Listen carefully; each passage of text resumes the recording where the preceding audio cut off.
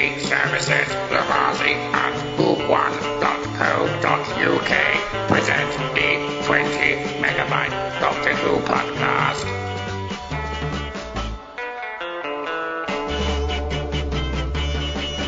Hello and welcome to the 20 Megabyte Doctor Who podcast, episode 500 and, oh my god, 85, something like that. I'm going to stick with that. 585. I'm Adam and 55, and here is Mary Lang. Could you just not let me enjoy this moment of not knowingness? And Kirby Bartlett, Sloane. Hello, barely sentient local. Yes. This week, it's interesting. I know Debbie. You know Debbie Melrose, don't you? She has got a sense of humour, right? So anybody who isn't like me and hasn't known Debbie for a considerable period of time, probably over 10 years. Actually, you lot a little bit less. So this particular comment will probably resonate in a way that hopefully doesn't make her laugh too much. She's a ill heart this week, so she's a bit poorly with her heart. But it's ironic that the episode that she's heart's playing up on is called Flatline. So we do hope it doesn't lead to anything of that ilk. So just got a dicky ticker. Yeah, look after your dicky ticker. It's slightly my fault, to be fair, because she made me take her out to the Anthony Minghella Theatre in Newport to see Neil James's play, which was very good. We enjoyed meeting Neil, we enjoyed watching the play, and it might have been a bit too much for a dicky ticker. So, but at least we got to see him and the play and stuff. So don't often get out to see live drama and stuff. So it was good fun and a packed out audience too. So I've got something. What's it like to meet a listener that you hadn't met before? It's always nice to meet people who are complimenting you. I'll try and refrain from the temptation to advise them to take some sort of counselling, but I just said thank you, and we sort of moved on from there. By the way, Debbie's been on the podcast almost 10 years. No, she didn't have a dicky ticker back then, though, did she? Her first appearance was for podcast number 217 in April of 2014. Thanks, Kirby. Okay. He says that in February, so it might have been a good announcement to make in April. Yeah, that's true. Well, no, he just was. Master was just saying that we've known her for. He's known her more than 10 years, but we've known her for I worked with her for a couple of years before she came on the show. Yeah. And then I knew her, she was a customer before she started working at the co-op, so I've known her a little bit of time. But anyway. And you started talking with her about Doctor Who somehow. No, I was serving her at the checkout at the co-op, and her text went off, and it was the TARDIS sound effect. So I thought, and then she started working at the co-op at the post office at the co-op. So things. I actually went up to her at the counter and sort of thought I'll ask her if she wants to come on the show. I didn't expect to say yes, to be fair, so I was quite pleased. Anyway, so live feed. We God's sake. The live feed is Lillian Robbins saying hi, and then where's Neil? I think he's still got a few more shows to do, Lillian, but he did mention you quite a lot, actually. But while Lillian's there, Neil made me aware of a couple of Lillian's facts that I was unaware of. Of course, we created the hashtag Lillian's Legs, but there are a couple of other channels that Lillian has on a similar ilk that aren't her legs. So if you've got any hashtags, Lillian, you'd like me to mention on the show for your fans, I'm quite happy to do so. But they look just as good as the Lillian's Legs page. So I'm just going to say, so one day we'll have just hashtag Lillian. I suppose we get to see all of her all at once. Right then, we got this bit of music to play.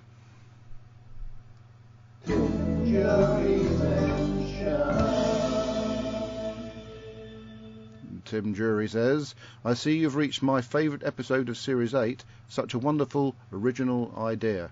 And Terry Miles says, good evening, Adam. And I love Lillian. Lillian says, Lily's bum, you mean? I think that was one of them. Wasn't there another one as well? Pictures of her bum? Well, she's got a nice bum, Mary. Why not? I'm sure there was another one. I thought there was 3. Maybe it's just Lillian's bum. Maybe. Anyway, yeah. Neil made me aware. Made as well. I think Neil is a fan of Lillian. I think she's very much a Lillian fan, as are we, but in a slightly different context. Right then.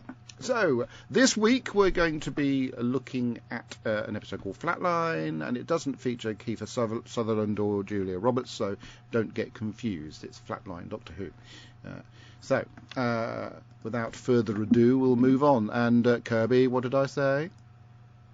I don't know. What'd you say? You've forgotten already. Okay, so Flatline begins with a beardy bloke on the phone, sort of a bit scared because stuff's happening, and then he suddenly disappears, and the phone just swings around. And then there's like a picture of him. Remember that sort of, was it a Leonardo da Vinci thing, or was it of the skull, or was it that artist that did Coburn? No, not Coburn. It was the one that painted Henry VIII and all that lot. I can't remember his name now. They did, basically it's a painting of somebody's head when it's really, really long, and you move the camera angle and it creates the correct dimensions. I think it was. I don't know. Dimensions in time. What? Nothing.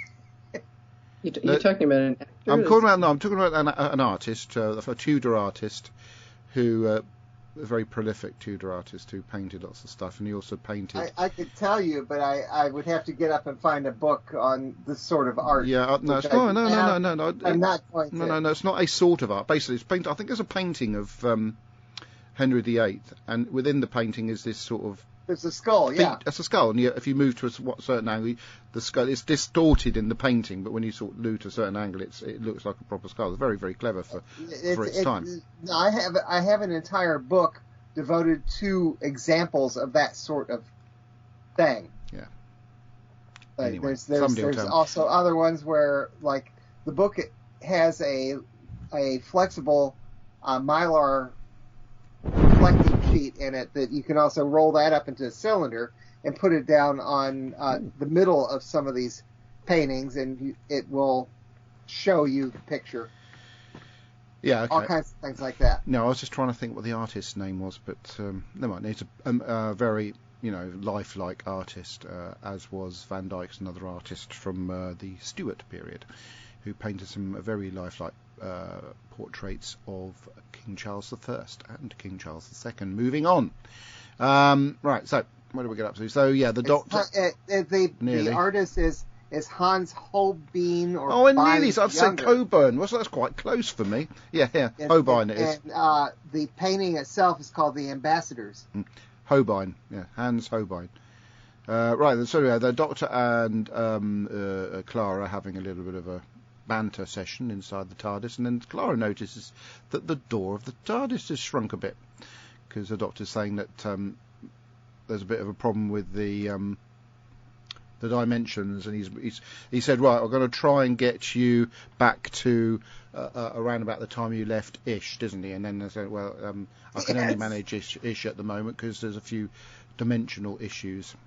Issues. Oh, come on, that was worth it. Where's my bell gone? Who's nicked my bell? God, I leave this room for 5 minutes, and then a very major tool for the podcast has completely disappeared. One of my quotes was, "These readings are very ishy." Thank you, Mary. Yes. But you don't get a bell for that, because my one was better. Where the hell's my bell gone? You don't get a bell anyway, because I've lost it. Okay, we'll leave the bell. I'm getting worried about that. It should be here. So when noticing that the TARDIS door has shrunk, the Doctor sticks his head out, and that's what it tries, and then squeezes out, in fact, and of course he thinks it's quite cute initially. And then they go back in. Oh no, Clara walks off, and the Doctor goes back in, and then we meet some people who are doing community service, including that bloke that was in Auf Wiedersehen, Pet, who's a bit of a one, isn't he? Shall we say? including Rigsy, who a nice young lad who's in community service because he did some graffiti art, and he's told rather cruelly, but he has to do it, paint over his signature first. Well, they don't call that a signature, do they, on graffiti? It's got another name. Called a tag. I said it before you, Kirby. I get it. Where's my bell? I'm on form tonight, and I can't even ding myself. By the way, the old guy was in Guardians of the Galaxy as the broker, which is where I first remember seeing him. The old guy. Yes. Are you talking about the bloke that was in Auf Wiedersehen, Pat, that I just mentioned? The boss. Yeah, I don't know what Auf Wiedersehen is. Oh, my God. The bloke who's basically in charge of them all. Yeah. Hello? Anybody there? Yes. Yes, thank you. Right, yes. Right. So, yes, I didn't know he was in Guardians of the Galaxy. I expect, Karen Gillan got him the part or something like that. He's in lots of stuff. Okay, well, he was originally in Auf Wiedersehen, Pat, along with actors like Jimmy Nail and Timothy Spall, but you probably wouldn't have heard of Timothy Spall. But never mind. Of course I've heard of Timothy Spall. No, you have not. Only saying you have because I mentioned it. No, Meanwhile, what? You're talking about Wormtail. No, I'm talking about Harry Timothy Spall. Potter. Timothy Spall. Timothy Spall, I should say. Anyway. Ooh, I think Isabella's in trouble. Isabella's in trouble. She's getting that tone from Deb's voice.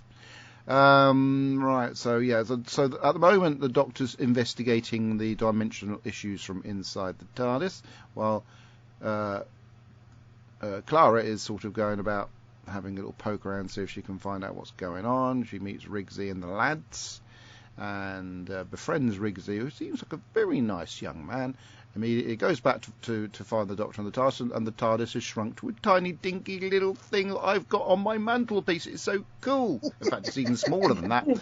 And her reaction to it is rather cute, to be fair. I think her reaction to that little dinky TARDIS is the same reaction that everybody had when Character Options first released the TARDIS that was a money box, and or the other one where you could press a button underneath it and it'd do the sound, or the doors would open and it would make that sort of humming noise that the TARDIS does when you open it up. Yeah, I'm looking over on my knick-knack shelf, and I've got at least 4 tiny TARDISes. I have one at the moment that the 13th Doctor is sort of leaning up against, because they haven't released the appropriate further Doctors after that just yet. Although I have got somewhere under my desk, and I was really tempted to get it out of this box, because Deb said not to get it out of its box. That's the thingy Doctor, the fugitive Doctor. Deb said not to get it out of its box for one reason or another. But if I don't take it out of its box, it's just going to be stuffed under this desk. And there's a TARDIS in it I don't really want, but there you go. So, like we said, it's shrunk to a little tiny cutie TARDIS, and the Doctor, and these scenes are so fab when his face is poking up through this little tiny box, and Clara's sort of taking the mickey out of him a little bit, which is really, really funny. She picks it up and puts it in her bag. And I've always loved the idea of having a TARDIS bag, and for this time, after the Doctor hands the psychic thingy and a sonic screwdriver and a few other little bits and bobs, she's basically got a TARDIS bag, because all she has to do is reach into a bag and the Doctor hands her something, which is really, really cool. You could suggest... Master? Hang on, let me finish before you butt in. You could suggest that a couple of the objects she was handed might not have fitted through the TARDIS doors in those dimensions, but hey-ho. Yes, Kirby. Why not? Why wouldn't they? Yeah, there's a scene of the filming some of that in the making of that you can see on YouTube, but it wasn't Peter Capaldi's hand coming out of her bag. It was some other bloke. Okay. What's that? Is someone being rung? I can hear a boom boom noise, or someone's battery running out. It is. My phone is sitting next to the microphone. Would you like me to move it? Or is it making a boom boom noise? It was when Fred walks past one of the motion cameras by the front door. It will inform me that I've got something on the camera. Thank you, Kirby. Okay. What it was. Okay, that's fine. Anyway, so meanwhile, basically Clara's been licensed to be the Doctor, although he didn't actually say that. But she decided that he did say that because she's got all the kit. She's got the TARDIS, a sonic screwdriver, a sort of communication for advice from the Doctor himself. So she goes about being the Doctor, which irritates the Doctor a little bit, and everybody who doesn't like Clara being the Doctor doesn't irritate me in the slightest. So we'll carry on. So it starts off as the story begins, as they're sort of poking around flats and stuff like that. Reasonably light-hearted investigation. Yes, a couple of people may have sort of disappeared, Died. but they were at this stage. They've only disappeared. That we don't know they've actually been killed, and so they enlist a police officer to help with the investigation. And what do you think happens to her? She becomes absorbed. What does happen to her? She gets absorbed into the carpet, and kind of like the Absorbaloff. yeah, it was a bit. It's a shame, really. A very good scene, though. Rigsy and Clara don't see this because they're in another room, and interesting that the carpet design is very similar to one we used to have. Oh no, it's like the carpet design in this room, actually. I really like the carpet design in this room. I can't at the moment, but it's a very similar pattern. Anyway, so poor police officer gets absorbed into the carpet, and then they're in the room, and then the Doctor's saying, is it something like stay away from the walls or something like that? I can't remember. Was it something like that? Because he's sort of sussed out there's a two-dimensional element to whatever's causing this, which of course it's a creature from a two-dimensional universe type thing, and so this creature is sort of turning everything into two dimensions, like the sofa going into two dimensions was really cute. And Master. God, I'm really gushing about this, and you're interrupting me. Go on. Yeah, it's also dissecting the people. There's that skin on one wall and a nervous system on another wall. But the Doctor gives them the benefit of the doubt, so maybe that the desert scene. maybe these two-dimensional creatures don't realise that the human beings are meant to be in three dimensions, so they feel as if they're trying to help them out. Obviously, we find out later on that's not actually the case. Moving on. So, in the middle of trying to save themselves with a dangly chair, which is really quite clever, Danny decides that's the moment I want to call Clara. So Clara tries to deal with the phone call while also trying to deal with staying alive and trying to save Rigsy as well, so that was quite funny. I've noticed, I may have noticed this previous time, that the Doctor's hair length sort of changes drastically in episode. This episode. All of a sudden he had really short hair. Yeah. Hang on, my thing's gone funny. It's a science fiction fantasy TV show. Science fiction fantasy hairdresser show, did you say? Yes. Now, why does Clara keep lying to Danny about where she is? Did he tell her he doesn't want her to travel with the Doctor anymore? I don't know. Wasn't there a point in which Clara sort of said, right, I'm never travelling with you again, so we'll do that Mummy on the Orient Express thing, and at the end of it she said, actually no, maybe I do actually want to carry on. Maybe she'd told Danny at that point that she wasn't going to travel with the Doctor again, and that's where she's got herself into this sort of in the middle of this lie thing.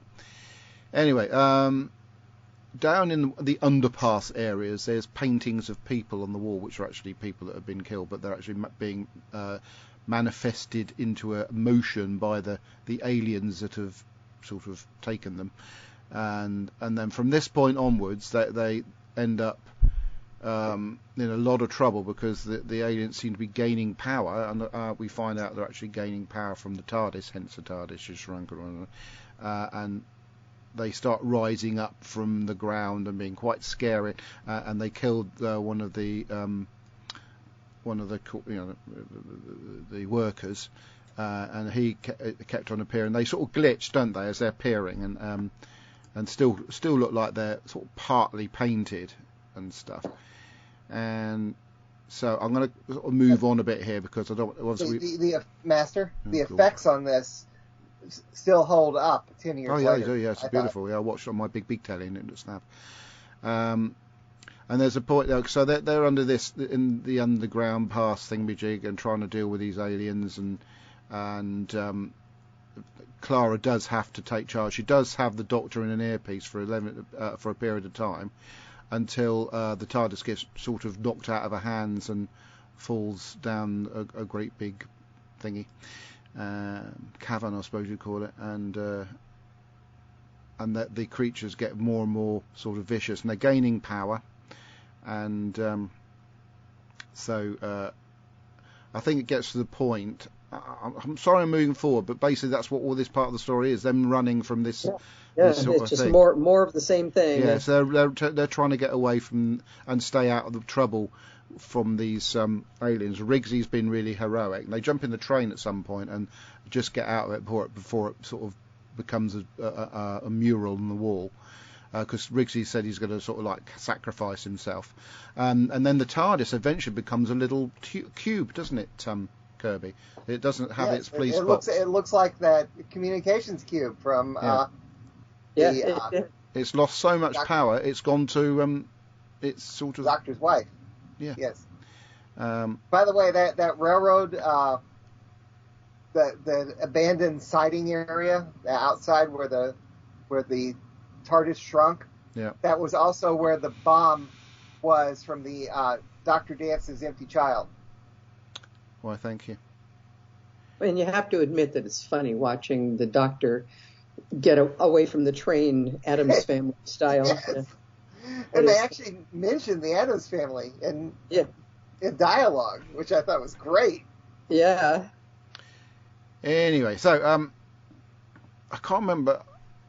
I know that the TARDIS. I can't remember why it suddenly gets its power back. I don't remember why. It was something about the dimensional creatures were trying to throw energy at something, at a wall. Yes. Yeah, this is what it... I can explain. Go on then. I'll explain later. No, now. The Dr. Clara gets Riggsy to paint a fake door on the back of a poster. Yeah. So that and they trick the Boneless to try to open the door, but since it's not really a door, their energy goes through the wall and into the TARDIS. So it's a painted door. I knew it was a door. I know there was something painted. I didn't realise. I thought it was the door of the TARDIS. It wasn't a real door, and that's how it got into the TARDIS. But that makes more sense, actually, so that's good. And, of course, the cube becomes a TARDIS box, and it grows and grows and grows. And the Doctor's quite cross at this stage when he comes out of the TARDIS, because he's given them a chance, but they've obviously shown themselves to be utter monsters, and I do love that. Final, real, proper monsters. No benevolence. They are just monsters, and that's that. And the Doctor deals with them. Misunderstood or abused monsters. Just monsters. And he was talking about other creatures he's met in the past, like the gas creatures and all that stuff. So he's well experienced with giving people a chance, or monsters a chance, and he just deals with them. And the same way he dealt with the Gelth, and the same way he dealt with the Of Minds in. What's that series called? The one that was really good, with David Tennant became human, and the Watch and everything.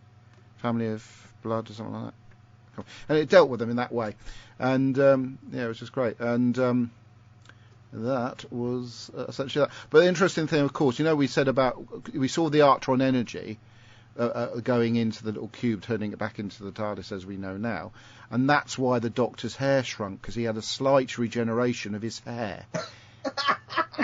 But by the end of the episode, it had gone back to its original sort of length we saw in the beginning of the episode. And, that's basically it. I know we skipped through bits of it. What happened was they brought him back in to do some pickup lines. Yeah, after he'd had a haircut. He had cut his hair in between. Yeah. Okay, right, so Flatline. Crap. No, I'm only joking. No, it's really, really good. It's original, which is always a good starter. The cast are really fab, but even the guest cast are really fab. Obviously, Riggsy's a great character. Clara's sort of played by Jonah Coleman, who's in her absolute element in this story. Earthbound episodes can be a bit boring, but not this one. When I watched it this time, I couldn't really remember much about it the first time, so it was almost like watching it as a new episode for me. Yeah. And it was very Doctor Who. Yes, the Doctor was sort of a bit Doctor-like, wasn't he? He was trapped in the TARDIS, but he was able still to orchestrate things.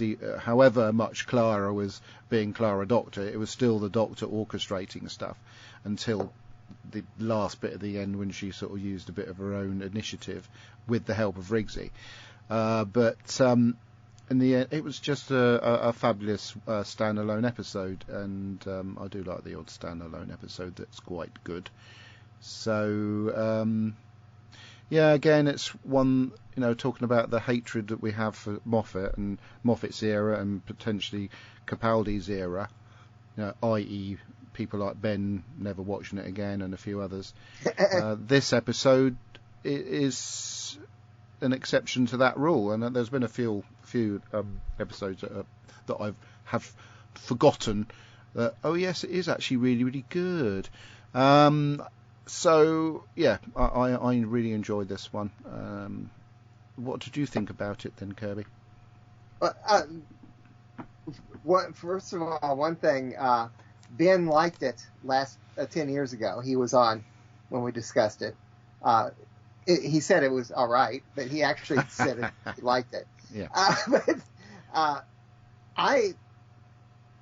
I really enjoyed this one. I watched it for the first time in 10 years yesterday with Fred, and she really liked it too. Did she? Had she watched it before? Yeah, she watched it 10 years ago. Okay. And then we ended up last night, as we were watching, she saw the Next Time trailer for In the Forest of the Stupid, and she insisted on watching that one, and she liked it. Oh my! And I saw again how horrible it is. Anyway, this one really enjoyed it. Didn't really have much of a problem with with Clara becoming the Doctor, because we didn't know at this point that it was going to be that her character was going to continue doing this and become annoying for doing it. Oh, okay. So it was not annoying this time around because it was new. Okay. And yes, it will become very annoying. If you say so. But yeah, I really enjoyed it. And not looking forward to next week. All right. Thank you, Kirby. Right. Stuff coming through on the live feed. Lillian has added the hashtag sexy nylon nerd, which is SEXYNY, that's N for Norman, LONNERD, and also, then Neil James come up and said, "Hi, you magnificent humans," and then here we go, and the flirting starts. Hi, Lillian. Hi, Neil. We'll leave them to it for the moment. And Deb wanted Neil to know how much she enjoyed his show. We told him face to face, but she did say that. She did reiterate it. She couldn't be here to make sure to tell him. So she couldn't be bothered to be here. Neil, she couldn't be bothered to be here. She threw in one of those Reese Parton excuses to avoid being on the show, but we did enjoy it. Anyway, this is what the listeners are waiting for. Mary, what did you think of this one? Actually, it is a good story. It's well run. It's well acted. It's well. Oh my goodness! Yeah. Well, you liked it better 10 years later than you did 10 years ago. So 10 years ago, I did not like it. Yeah, you were on the negative side of it. Oh, okay. Well, I recognize this time, anyway, that it's a good story. And it's a really good premise right up until Clara says the quiet part out loud. When she says, "Does this mean I'm you now?" No. But it still isn't that. It hasn't become that yet, because the Doctor is still mostly in charge, and he's telling her what to do, and she's doing it. So that I was okay with that. But of course, the spark of the future for Dr. Clara happens, when she comes up with that idea of having the kid paint the door. That then I guess brings back the TARDIS. This one good. But unfortunately, I have the view of history, and I know that we're headed into the Clara as a doctor, and the doctor being this feeble old guy that needs someone looking after him. That's coming up, so I'm dreading it coming. But for now, anyway, this story is good, and I enjoyed it. Well, that's and I like the humor that was in it too. Yes. It was a lot it was a lot of good humor in it. Yes. This is a really good episode. This is like classic Doctor Who. The humor, the scariness. A companion and the doctor's trying to fix things. Yeah, this is classic Doctor Who. Excellent. So we liked it. I don't know what Debbie thought of it because she's not on the show. Did Robert provide anything?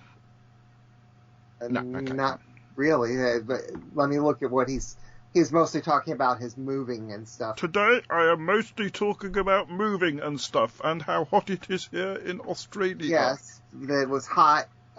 Medical stuff and trying to move. Hot medical stuff and trying to move. Another way you sum things up.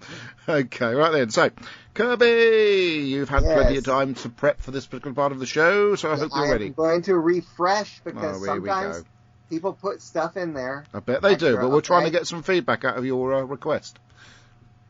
By the way, there was a little bit of feedback on the Isle of Wight. Let me refresh that one as well. So I'll start there. And the feedback is from Julian Clark. I love this episode. Right, okay. Okay, now over on the 20 Megabyte Doctor Who podcast Facebook group, which you can join, we have Mr. M. Says, please don't do that. That's just wrong. I missed last week because I was on holiday. I'm still on holiday now, though, so that isn't really a very good excuse. I blame Reese Pardon. Right. Anyway, suffice to say, Moto is a great episode and deserves a hearty 9 out of 10. That's Mummy on the Orient Express. Flatline by Jamie Math Eson. I have a colleague who was 10 when this went out. If that makes me feel old, then who knows how old it must make you feel, Adam. What? And the police officer getting sucked into the wall scared her so much that she refuses to watch Doctor Who to this day. What a brilliant endorsement for what is, for me, the best episode of this series. Right. The monsters are brilliant, wonderfully realized, amazingly designed, and suitably scary. It's nice for us to get out of London for a change.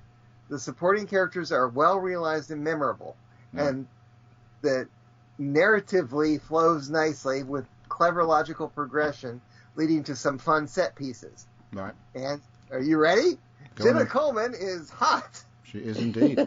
I forgot to mention that. It's nice that she gets to take center stage in this one. Despite that, it must be said that Capaldi's performance, limited as it is by setting and screen time, stands out, with his defiant speech being his first real punch-the-air moment as the Doc. Okay. The PC is called Forest. Is this another clever piece of Moffat foreshadowing? Moffat. Yeah. Moffat foreshadowing. The only downside for me... May I continue? No. The only downside for me is the phone call with Danny, which does feel rather shoehorned into the episode. Jenna's bum looks good when they jump out the window, though. Well, I think that comes under Jenna Coleman's hot, so I don't really have to carry on with that one. Sati scene, he means Sothi. Right. It's about Sati. Yes. Isn't totally wasted. And there's good dialogue as well if you can focus on it. Anyway, putting that aside, I'd have to give this episode a 9.5 out of 10. I must do some audio again soon. I have something rather fun planned for Death in Heaven. Please don't take that out of context. Next time, wooden acting, and it's not just from the kids. Dear.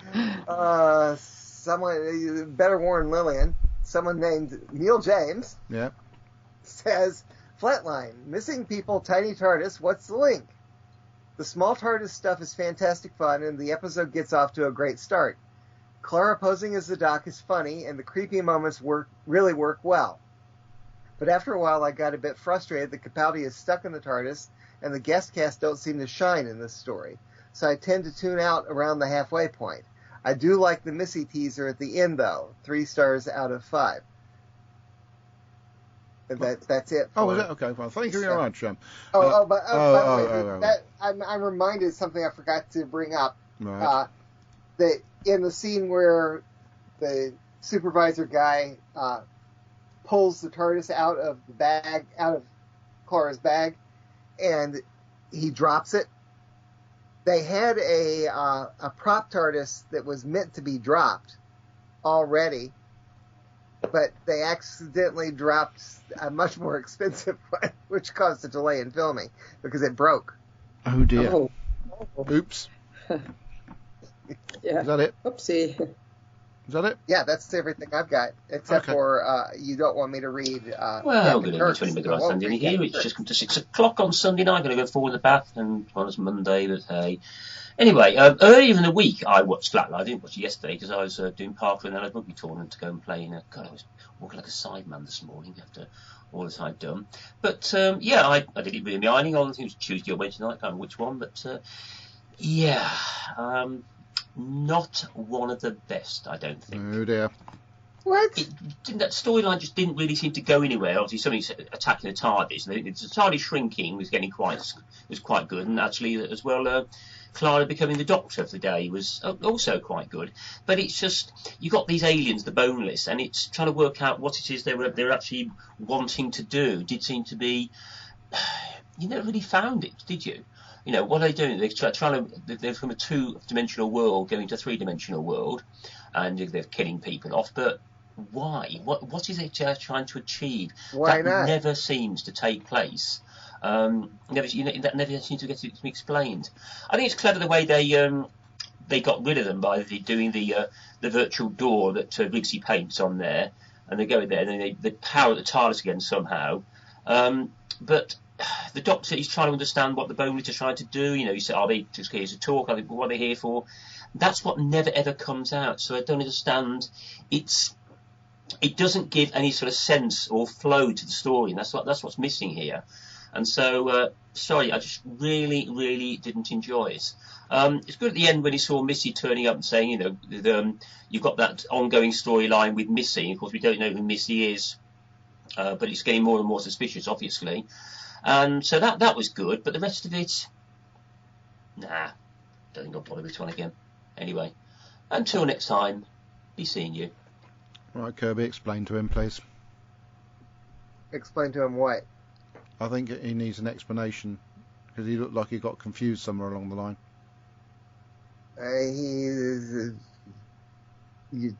I'm not quite sure how to explain. The monsters don't need an explanation. They were just monsters. Yeah. Well, you could say with the human beings who obviously are genuinely the probably most evil race in the universe because they like to kill each other, animals, the earth. They just like to kill things. You could say that it's an extreme version of humans. You know, they've arrived in another dimension. They think that they are the true dimension, and they're just going to kill things just for the sheer fun of it and then take over that dimension and then spread their existence. I think that's how you could probably potentially explain it. They're just evil. Yes? Does that cover it? Yes. No? Okay, well, I'm going to say that does cover it. Right. Oh, hello. Oh, hello. Are you going? Yeah. There, it's okay. Shh. I forgot what I was doing now. Oh, yes, so we're doing feedback, weren't we? Mary, we have something to dictate. From the Mileses, yes. And they say, hello, everybody. This is the one with the 2D people who are checking out Earth for an invasion. Watch out for murals on the walls. Looks like Danny is getting a bit controlling. At what point, Clara says she's the Doctor. Oh, dear, that's the start of the slippery slope towards the Raven. Sorry, spoilers there. We found this one to be a bit meh. This is an average story. Shame 1 or 2 of the actors looked at the cameras every so often. Oh, I didn't notice that, did you? No, I didn't notice it either. We will not be watching it again. No. That's Moxie from Auf Wiedersehen, Pet, as Fenton. Thank you very much. It's a shame Rigsy, Jovan Wade, didn't stay as a companion. Linda was happy to see Matt Bardock X of the TV hospital program, Casualty. Love the doctor saying, "Sorry, stopped listening a long time ago." Yes. I like that too, yeah. Oh, look, it's Missy again. That is getting a bit old now. Next up, the best thing to happen to London when the trees take over in the forest of the night. Linda and Terry Miles. Oh, Mary. Yes, yes. That you're reading that from them reminded me where they said that they don't plan to watch this one again. 10 years ago, you said you did not want to ever watch this one again. Oh, sorry, Mary. Really? Isn't it funny how things change? Maybe because I know, this is like the last gasp before things get really awful. Yeah, we all probably would have watched it when it went out, as this is a new episode of Doctor Who, let's talk about it. So this is a different context. This is exactly. Yeah, we were reviewing these like almost immediately. Yeah, I mean, it's also got to bear in mind that it's still 1 week, isn't it? But when there's no break in between the series, so we're just going straight from the end of one series into the next. Then the Christmas specials are all. We normally have to wait for certain aspects of these, but we're doing it within a couple of weeks of one series finishing and the other one starting, and there may be the 6-month wait between then and the Christmas special or whatever. So anyway, yeah. Yes. Okay.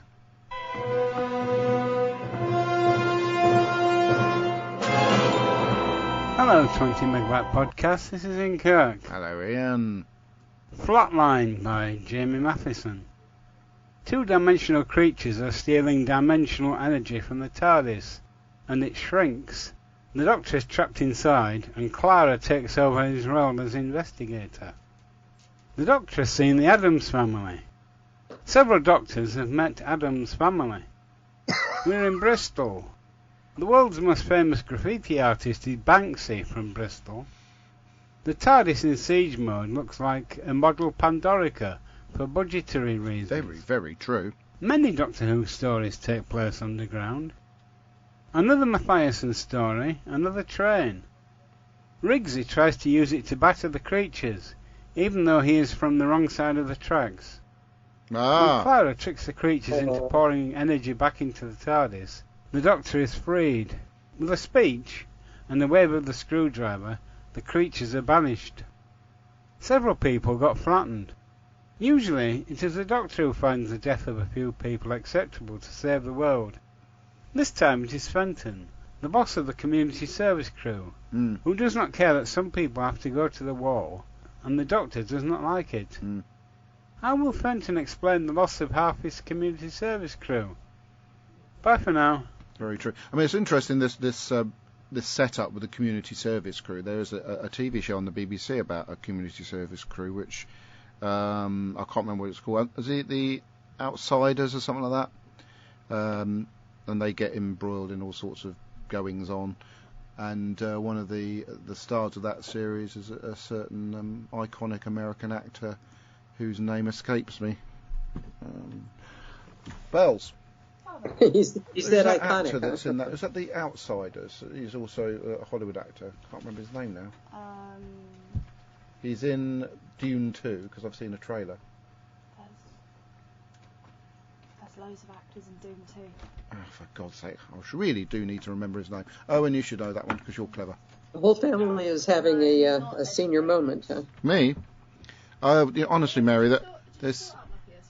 No, because you left. It's still on the screen waiting to be done, so you'll have to come back at some point when I'm not busy. Fine. Right, hang on, I'll look it up now. So it's Outsiders. Just talk amongst yourselves for a minute. Somebody will come up with the answer while I'm trying to... that's a film. Was it called The Outsiders, that series? The Outsiders? No one about the community service people. What was that called? Oh, you're on about Christopher Walken, aren't you? Yes, there we go. She did know. Christopher Walken, yeah, he's in that... What, is it called The Outsiders? Did I get it right? I think it's The Outsiders. I don't remember, but I know what show you're on about. Outsiders. No, I've taken a look at the comments on the live. It's The Outlaws. Oh, Outlaws, yeah. Why is that? Because I just remember Stephen Merchant, because, yeah, a bit of a casting gem, really. How the hell did they get? You can thank Julian for that. BBC Three program. I actually don't know. Well, you can ask a lot from how BBC. Well, the BBC got Lin-Manuel Miranda for his Dark Materials. Don't know how they did that. Yeah, but the Outlaws is not a mainstream BBC programme. So it is quite remarkable. Anyway, yes, thank you, Belsy Poo. Sorry, let me know. How did Amy do this week? Did she, Did she fall down to the ground? Oh, she may well have done, yes, I thought. Anyway. Goodbye. Had to be done. Right then, so that's it for feedback, isn't it? Maybe not. They've all fallen asleep. Let's see what's coming through on the live feed. We got what is the poor train driver going to tell his... Did you read that one out? No. Hello? Oh, I'll just do it myself then. Yeah, so Julian Gabriel Clark, Outlaws. Thank you, Julian. Lillian Robin. I don't know if I did all your hashtags properly, Lillian, actually. So we'll go Lillian's legs. Legs for days. By the way, I still haven't had my my sort of payment for the Lillian's legs hashtag. Hashtag sexy Leonard, I don't know what that is, and Lily's bum. I think there's other stuff on there, Lillian, but hopefully that's enough of a plug for you. Anyway, she says, what is that poor train driver going to tell his bosses, that he lost a train? Train's there, it's a drawing on the wall now. And then Julian Gabriel Clark, Christopher Walken. Thank you. I wish I'd picked up on that comment earlier. And then Julian Gabriel Clark, Outlaws. So I got there in the end. It does sometimes take me a bit of time. You have to remember I'm quite old. I've been doing this show for 14 years, nearly 14 years. Wow. Yeah, Isabella was a tiny little 3-year-old when I started. I feel like maybe I should have given up years ago. But anyway, back to Doctor Who. What would I do on a Sunday afternoon? Oh, I'd probably watch telly or work or stuff. Spring long, we're going to have more and more to do. And maybe I'd also have more cups of tea. I've only had one since I finished work. It's a very difficult thing to contend with. Right, Doctor Who News is the next feature we're going to do on this show. Is it though? Talking about Doctor Who News, well, it's also encompassed with FantasyCon news. Sure. Oh yes, I might have accidentally bought a Dalek off our friend Griff, who used to live on the Isle of Wight and used to create, and still does create, Doctor Who props. He created Julian Gabriel Clark's K9, who we very iconically had photographed with John Leeson. And is it a full-size Dalek? It's a full-size Dalek. I haven't got it yet because he lives on the mainland somewhere. But I missed out on a Dalek he had for sale last year because we ummed and ahed about it, and I didn't think Deb would think it was a good idea. And then he sold it to someone else, and I was gutted. Then Roy bought Dale K, which is his Dalek, and so I said to Griff, that if one becomes available, please, give me first dibs on it. One became available. Needs a bit of work doing to him, but then it actually that gives it more of an element of a 1960s Dalek. But he says it's based on a Genesis of the Daleks one, so it's like a light blue Dalek or silvery blue. So where are you going to put it? That's the problem. I haven't got any room in this place, so I'm hoping to find somebody who's prepared to store it in between us using it for stuff. So that's the problem. I haven't got it yet, but it's something that is in the pipeline. I'm hoping Roy might be able to potentially store it with Dale K, but see how we get on with that one. You go store it in that garage with the guy who's got the Chitty Chitty Bang Bang. No, because the only thing that fits in that garage is Chitty Chitty Bang Bang and mini Chitty Chitty Bang Bang and a flat pack TARDIS.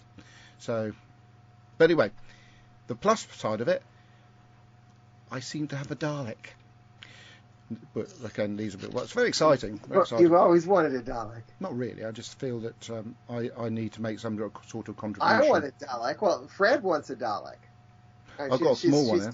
She's got her Lego Dalek, but it's dismantled in the garage. Yeah, if it were a Lego Dalek, I don't think I'd have a storage issue. To be fair. No.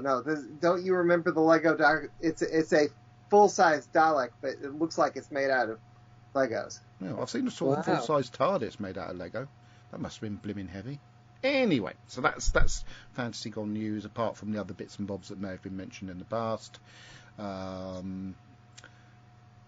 So things are ticking along with FantasyCon. I'm very busy doing other stuff, so that's why it's not a constant stream of posts about the event, but things are still happening in the background, and I might have to repost stuff just to keep the momentum going. But it is a long time away, good 6 months off, so but it's all quite exciting, isn't it? Oh, there's been some passings actually recently of celebrity people. And I was unaware of this one. Pamela Salem, who was a very beautiful lady who was very iconically in Robots of Death, as far as Doctor Who goes. Anyway, she's got lots and lots of stuff, but like The Need in Line, Blake Seven, and Howard's Way, and all sorts of things. But I can't remember a character name in that Doctor Who story, the Robots of Death. But she was very good. And 80 years old. She's also Moneypenny, and James Bond Never Say Never Again. She would have been the perfect Moneypenny, so I'm not surprised she played that part. So sad. Doctor Who Chronicles 1971. The new 116-page bookazine from the makers of Doctor Who magazine celebrates an unforgettable era in the show's history. And it says the success of the first episode starring John Pertwee saved the series from the threat of cancellation. A year later, the next phase of its reinvention introduced a new assistant for the Doctor and a debonair adversary to threaten him during his exile on Earth. The colourful formula for some of Doctor Who's best-loved adventures was complete. And that is Chronicles of 1971. And it's priced at $11.99, and probably can be bought from places like whone.co.uk if you don't live in the UK. Is it whone.co.uk? Edge of Destruction on Zoetrope Picture Disc. To mark Record Store Day 2024, Demon Records are releasing the complete narrated TV soundtrack of the Doctor Who story, The Edge of Destruction. Going to get that, Kirby? No. I'm very quiet. I assume that is a no. That's essentially Doctor Who news. Somebody else passed away today, and I seem to find it quite sad. I noticed Ringo Starr got knighted by Prince William. I thought he'd already been knighted. I know that's a lot of Doctor Who news, but that just sort of sprung to mind. This is interesting. I did not know that. I did not know that. I did not know that, and I did not know that. So let's see what's coming through on the live feed. Julian Gabriel Clark says, if anyone's interested, my fan film with Doctor Who London will be out later this week. Well, when you have a link to that, Julian, please post it on the 20 Megabyte Doctor Who Podcast Facebook group, which you can join, because I know Kirby, for one, would be particularly interested in it. Wouldn't you, Kirby? Absolutely. I already, when I found out about it yesterday, I subscribed to that YouTube channel. Oh, sorry. See, Kirby's got time to devote to social media side of things. So, Kirby, I'm always on social media. Kirby, you are now hired as the 20 Megabyte Doctor Who Podcast official social media tuner-innerer. Congratulations. Okay. Love the enthusiasm. The Facebook group is called not Facebook group. There's a Facebook group, but there's Doctor Who London Fan Films and Socials, and there's that might also be the YouTube. Yeah, I guess the YouTube is called Doctor Who London Fan Films. Do you know what? I just thought something's just dawned on me, Kirby. That here we are doing a podcast, doing the best podcast in the world about Doctor Who. Yes. Oh, good. No one's interrupted me and disagreeing with that. And we're not members of DWAS. How did this happen?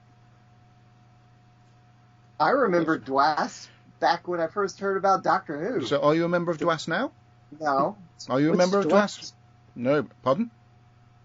The Doctor Who Appreciation Society. That's my job to say that, Kirby. Okay. Because I set the question up.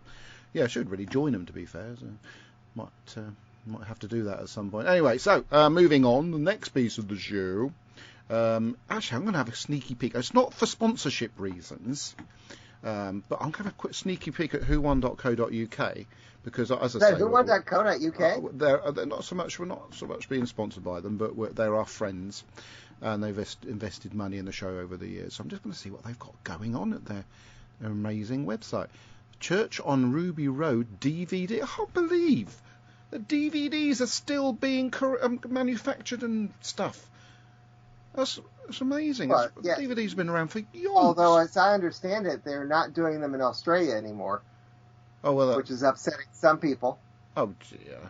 Well, if it was done in New Zealand, have you ever heard a New Zealander speak? Very, very confusing.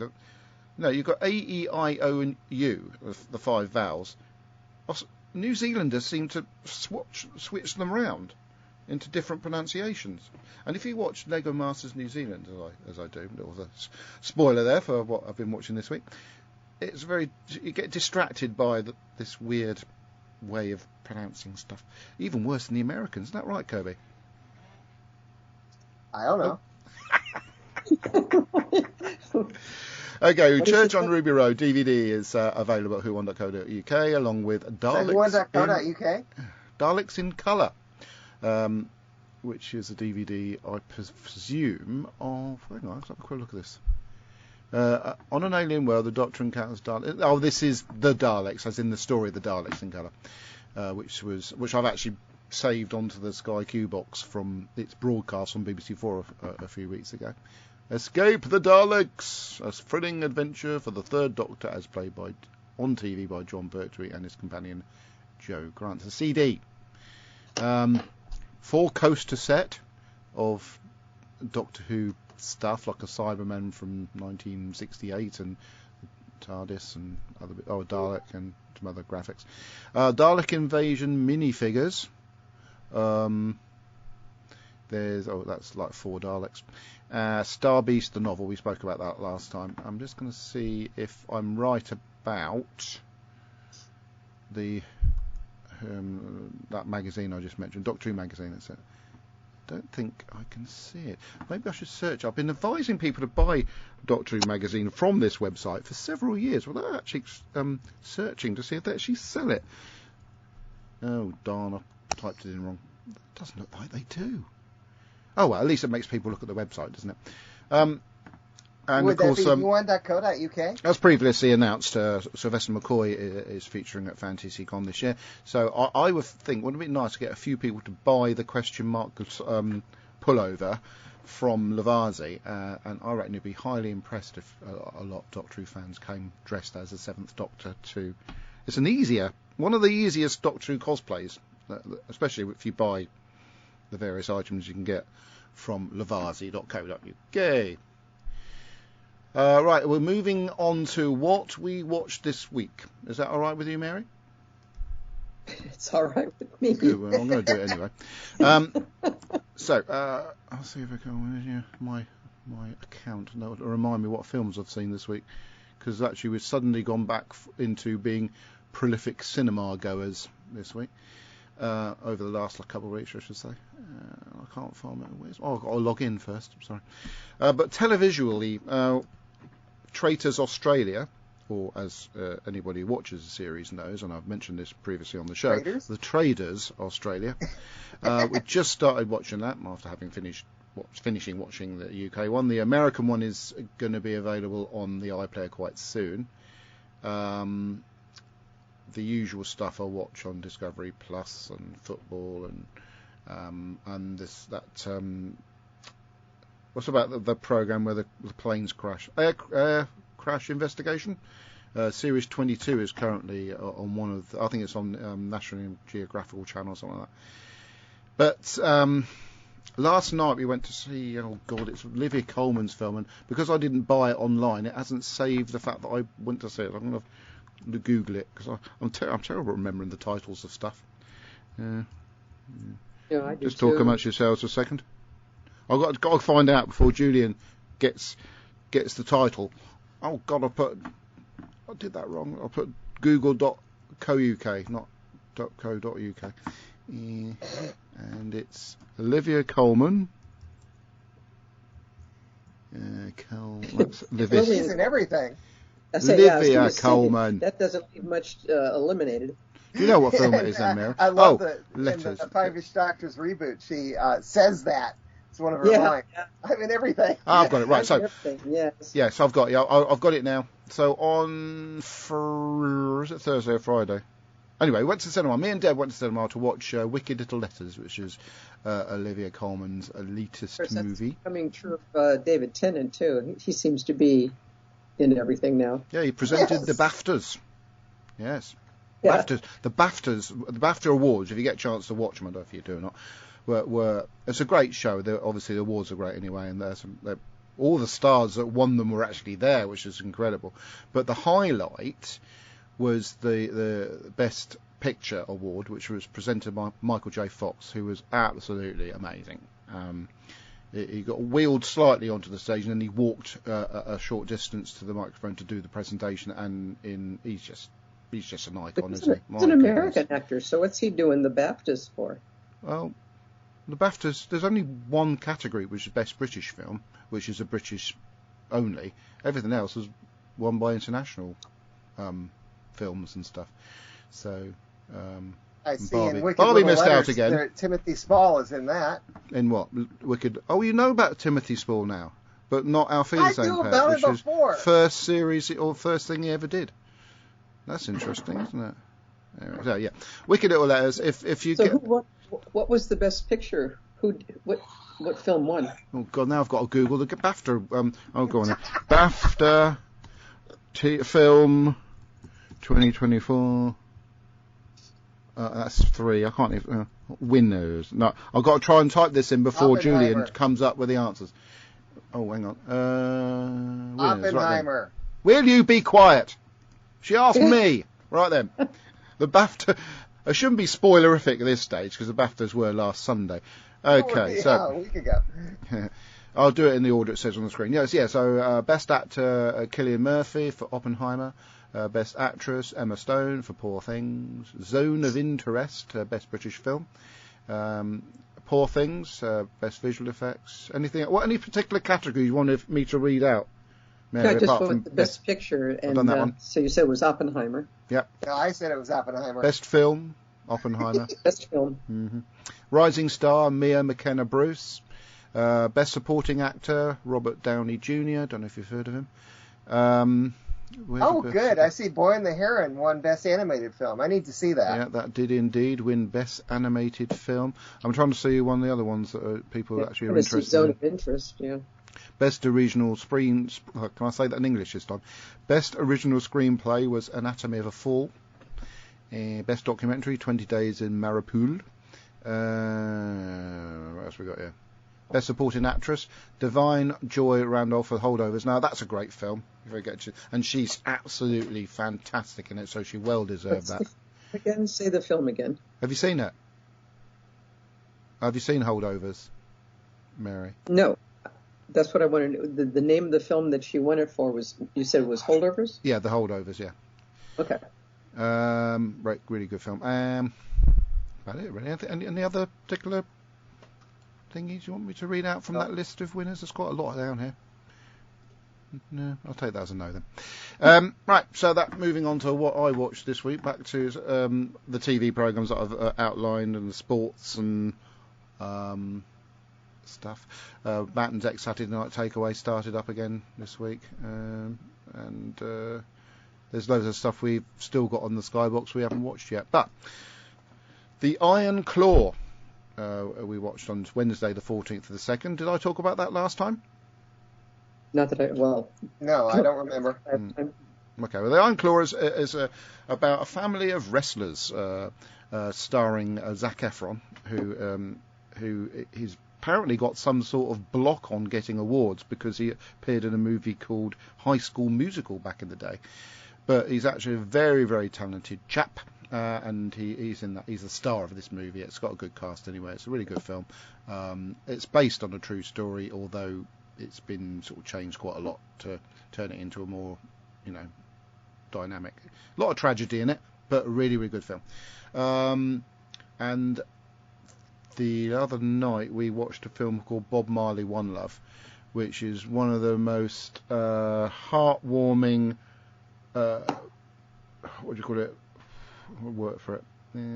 Tributes. That's a word for it. Good. Yeah, one of the most heartwarming tributes to an iconic musician that I've ever seen, and it's wonderful.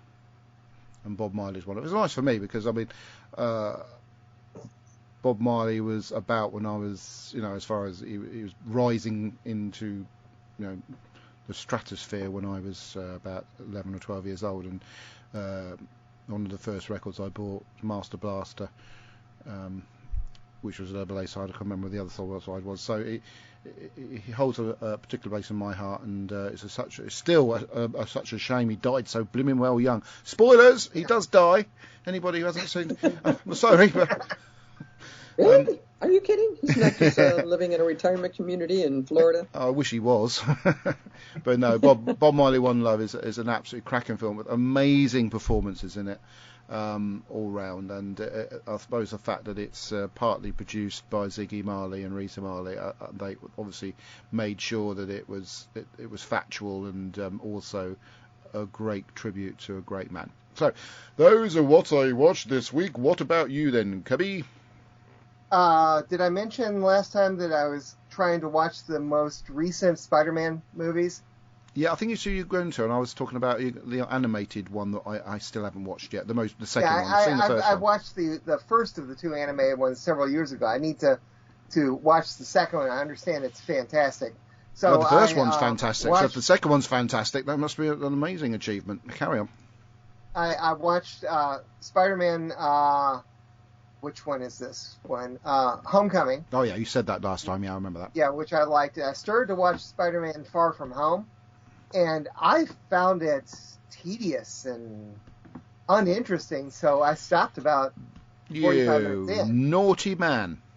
And I asked the geek daughter, do I have to finish this one? And she said, no, it's not necessary for No Way Home, which No Way Home is apparently really good. So I'll try to watch Spider-Man No Way Home possibly next week. Yep. And let's see, finally was able to get together with her again, and we watched Thor: Love and Thunder, which I loved. Thor: Love and Thunder. Which one's that one? What in order of production? The most recent Thor movie. Was it? Yeah. Where he's up against, I think it's Christopher Walken as. No, it's Christopher Eccleston. No, that's the second one. And that one I've not seen for some reason. Oh dear.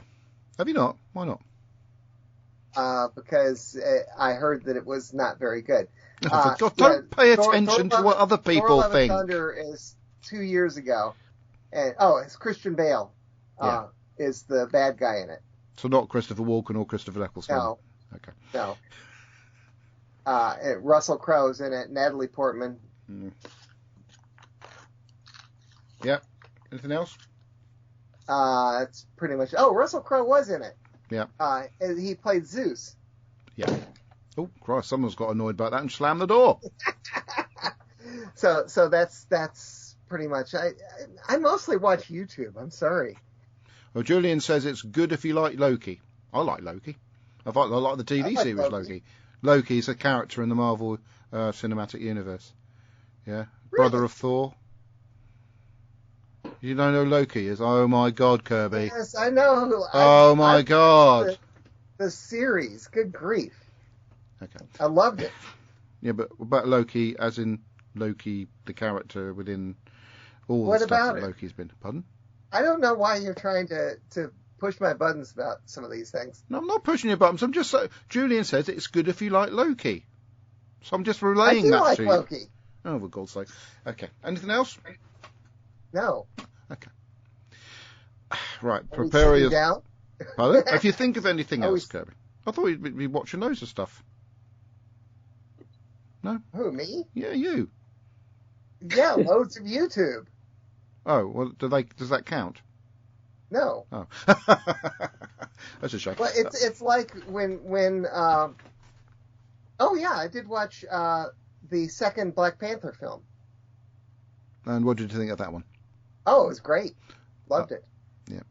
But then I have this annoying habit, according to the Geek Daughter, of after we watch these Marvel stuff, I then go out and I find YouTube videos breaking down all the Easter eggs. Oh, right. So yeah, that doesn't surprise me I've got you like at 3 all. hours worth of YouTube videos to watch just for Thor: Love and Thunder. Right, I did something similar to you the other day, actually, when I was listening to the Peeps books, and he was talking about a subject, so I had to Google. Oh yeah, he was talking about one of the women. He had he had many illicit stuff going on with women throughout the 6 years that he wrote the main diaries. But there's one particular woman he mentioned that he had a bit of a thing with. So I had to Google her up to see because he said, oh, she's really pretty, blah, blah, blah, blah. So I had to Google up to see a painting of her to see if I would agree with him. And I didn't. Right then. So, Mary, what did you watch this week then? Well, my viewing would probably be very boring to most people because I like to watch sports. So, of course, Good for you. Watching basketball. Don't find that boring at all. Now that their big, All-Star weekend was over, now I'm back into watching those games. Yes. And in the U.S., it's spring training time for baseball, which is my first love. And so I've been watching the exhibition games that have been being played of the various teams. And in the spring, they do their training camps down in warm weather states. So a lot of the East Coast teams go down to Florida, and a lot of the West Coast and middle of the country teams go down to Arizona. So they divide into two camps. One is called the Grapefruit League. Those are the ones in Florida, and then the Cactus League are the ones that go to Arizona.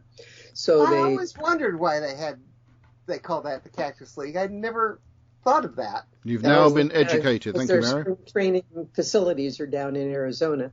Yeah, so then the divided like that across the country, the Cactus League teams pretty much play each other during the spring, to get their skills up. And then the East Coast teams that go down to Florida, the Grapefruit League, they play each other. So it's kind of fun to watch the spring training because you're seeing the players that are coming up from the minor leagues to getting their chance to show off what they can do, to see who's going to join the professional teams, for real, when the season officially starts at the end of March. So I've been watching the spring training games, and they're fun.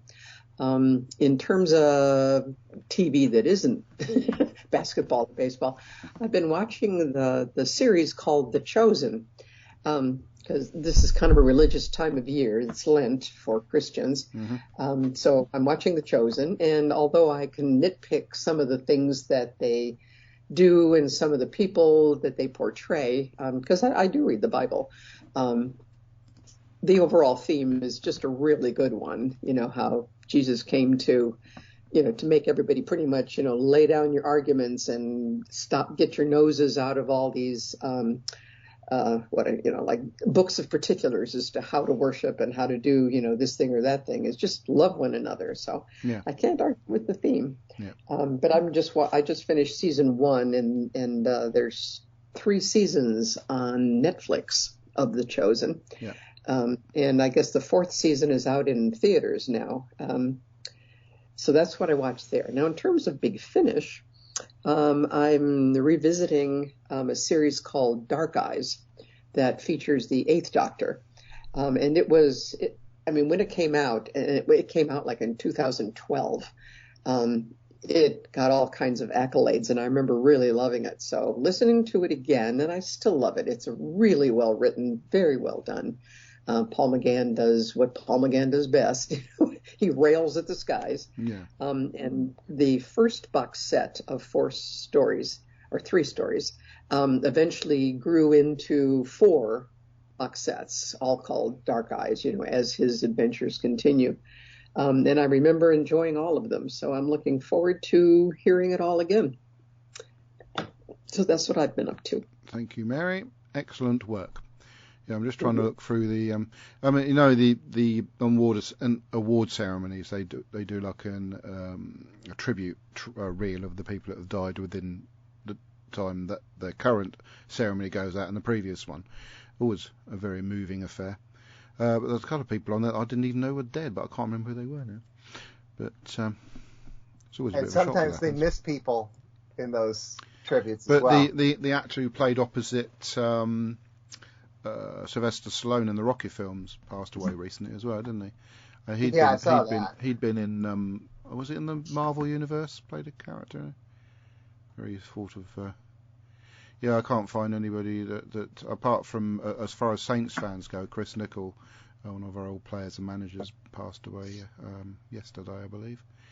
I'm just making sure I haven't missed anybody because it's no.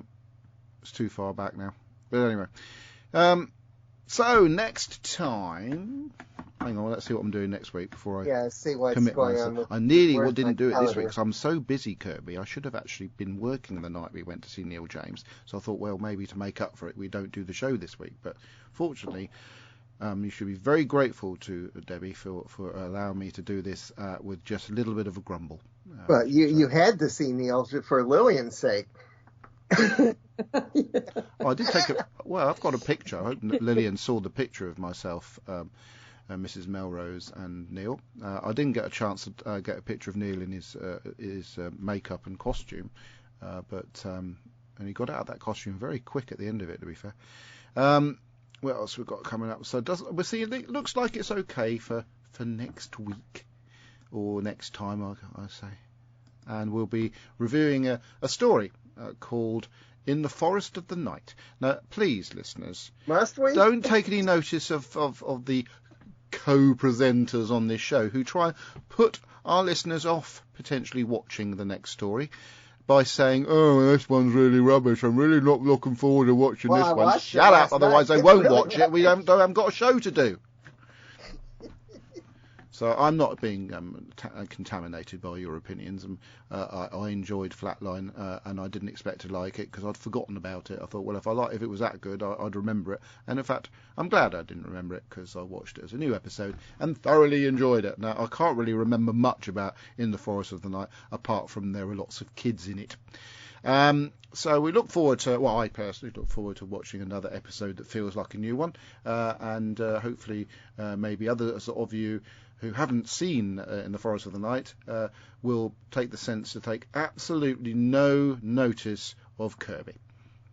Right. Well, and as we've shown, things that we've hated before, we come back and we go, oh, that was really good, or something that we loved before, really looking forward to, we'll go, that's oh, true. that wasn't And also, so great. there's us all gushing about this episode, and Andy Nunny fell asleep, obviously, through it, because obviously he missed some of it. Like that. Yes. Lillian Robbins says, yes, I saw the picture of you and Neil. I thought she'd say something like, yes, I saw the picture of you and Neil, and I'll never forgive you. I should have been there. No, she didn't say it.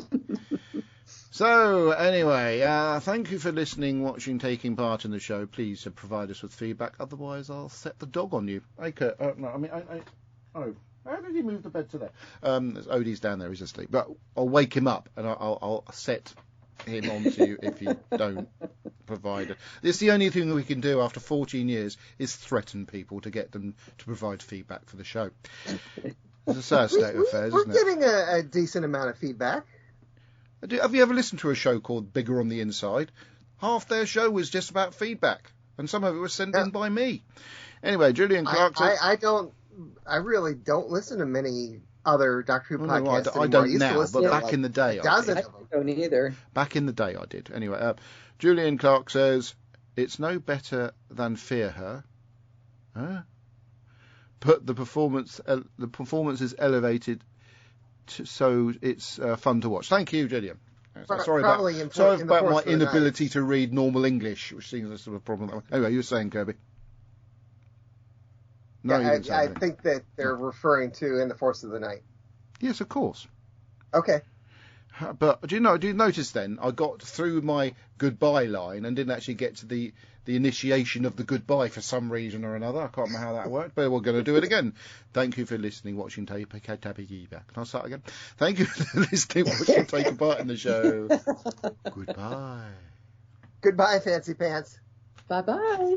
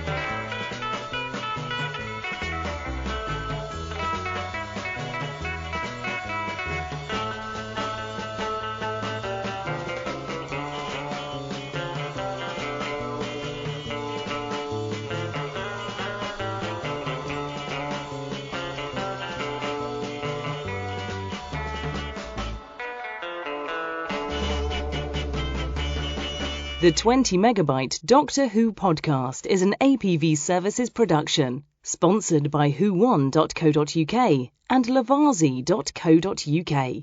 We are proud members of the Doctor Who Podcast Alliance. Doctor Who is a trademark of the BBC. No copyright infringement intended. The music on this podcast is covered by limited online music license from PRS for Music.